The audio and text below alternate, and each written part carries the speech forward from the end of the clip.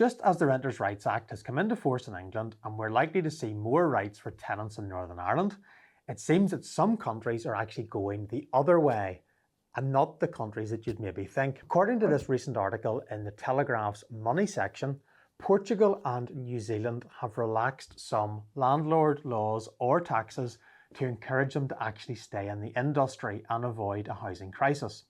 In 2020, Jacinda Ardern's Labour government in New Zealand banned no-fault evictions.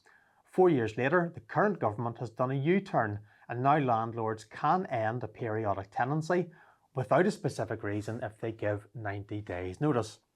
They could end a tenancy with less notice, 42 days, if they or a family member is moving back into the property. And landlords can also end a fixed term tenancy at the end of its term, so there's no automatic right to renewal. That's the case in Northern Ireland, but not in England. Meanwhile, the Portuguese government has proposed reducing income tax on residential rental income to 10%. And interestingly, if the rent is at least 20% less than local averages, there would be no income tax on the rental at all. Why are these two countries doing this? Why is England going the other direction?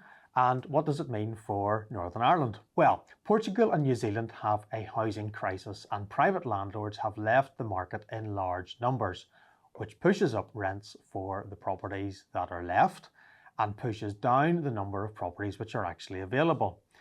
Those governments have decided that housing shortages can be tackled by supporting and not penalising responsible and decent landlords. There is no doubt that in England, private landlords are leaving the market, both as a result of more taxation and also the Renters' Rights Act, which has taken away several of their core rights. In Northern Ireland, many commentators feel that the system of power sharing makes it difficult for our government to agree any particular policy for how to deal with our own housing shortages.